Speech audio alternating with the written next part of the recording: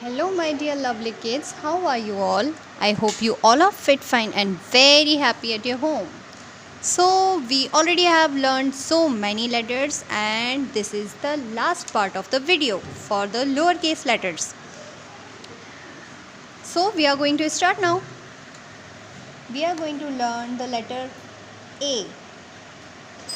ये हमारा capital letter है A. ओके इसका स्मॉलर वन होगा एक छोटा सा कर्व और एक छोटी सी स्टैंडिंग लाइन जो साइड में थोड़ी सी निकल जाती है. ठीक है, हम इसको फिर से बनाएं. पहली बात तो ये सेकंड टू थर्ड बनेगा. एक कर्व बनाया हमने. Okay, then we need to add standing line और ये साइड में ज़रा सी कर्व दे दिया. ठीक है, after that this is B and smaller b is going to be like this and a standing line and a curve. B capital and B small. A capital and A small. Now the third one is D.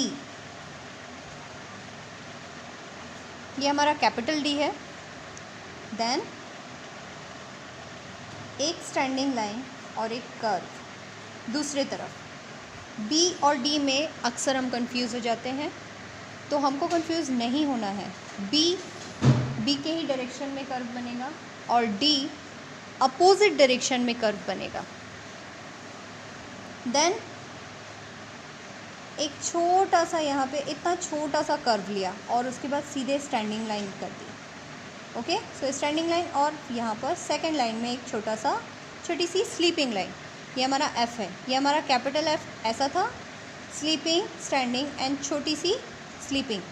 और ये हमारा smaller F है. एक छोटा सा curve, एक standing line और एक स्लीपिंग लाइन. एक छोटा सा कर्व, स्टैंडिंग लाइन और sleeping line. Okay, so next one is, so the next letter is G. बड़ा वाला सा कर्व था और यहाँ पे एक स्लीपिंग लाइन और एक छोटी सी स्टैंडिंग लाइन. ये हमारा कैपिटल G था. We are going to learn the smaller one. एक छोटा सा कर्व बनाया, इसके बाद ये यहाँ से सेकंड लाइन से सेकंड टू थर्ड हमने कर्व बनाया. देन सेकंड से फोर्थ तक गए और यहाँ पर एक छोटा सा कर्व दे दिया. दिस इज़ जी. जी को हम दूसरे तरह से भी बनाते हैं. वो है एक छोटा कर्व बनाया. ओके, यहाँ से सेकंड लाइन से हम नीचे स्टैंडिंग लेकर गए, कर्व देकर यहाँ ऊपर ले आए. ठीक है, ये यहाँ से कर्व लेकर हम ऊपर चले गए. So this is G. Then M. Standing line, slanting line and standing line. This is M. और हम स्मॉलर M बनाएंगे. थोड़ा सा कर्वी होगा वो. यहाँ से ज़रा सा कर्व लेकर हम नीचे लेकर गए. ठीक है, ये थोड़ा सा अम्ब्रेला की डंडी जैसा लग रहा है ना. थोड़ा सा हमने कर्व लेकर इसको नीचे लेकर आए. देन यहाँ से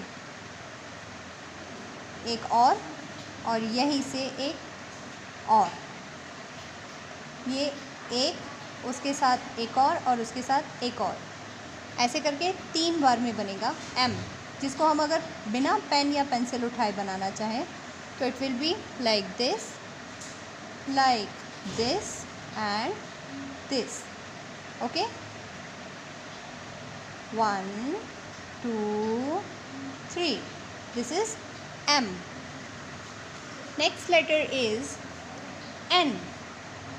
हमारी standing line, slanting line and standing line, ये तीनों मिलाकर हमारे N बन रहे थे कैपिटल लेटर. हम स्मॉलर बनाएंगे. उसको हम कैसे बनाएंगे? ये बिल्कुल M की तरह बनेगा. यहाँ से 1 और यहाँ से 2. ये 1 और ये 2. इस तरह से हमारा N बन गया. ओके, सो नेक्स्ट लेटर हमारा capital P, first to third standing line और एक कर्व था. हमारा small p second to fourth और एक कर्व होगा. p and p are absolutely same, बस हमारी लाइंस का लोकेशन चेंज हो जाएगा. ये फर्स्ट टू थर्ड बन रहा था, ये सेकेंड टू फोर्थ बनेगा. Okay, then the next one is Q. Q हमने एक ऐसा ओवल बना के यहाँ पर एक छोटी सी स्लैंटिंग काट दी थी, ठीक है.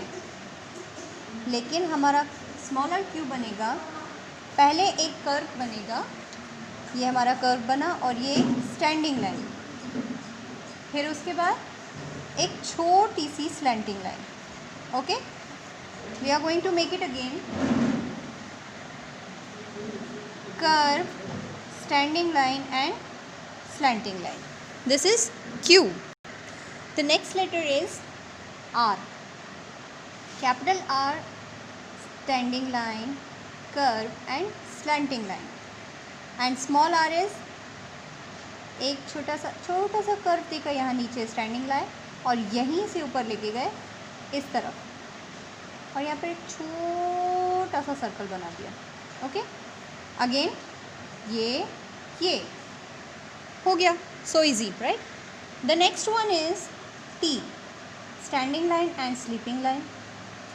Okay, the smaller one will be एक स्टैंडिंग लाइन यहाँ नीचे तक गई, थोड़ा सा हमने इसको ऊपर तक लेके गए, स्टैंडिंग लाइन गई, थोड़ा सा ऊपर गया और यहाँ पे बीचों बीच एक sleeping line. So we have learn so many letters. Let's revise. A stands for apple or X. B stands for ball or bat. D stands for dog or doll. F stands for fan or fish. G stands for grapes or gun. M stands for monkey or mango. N stands for net or nest.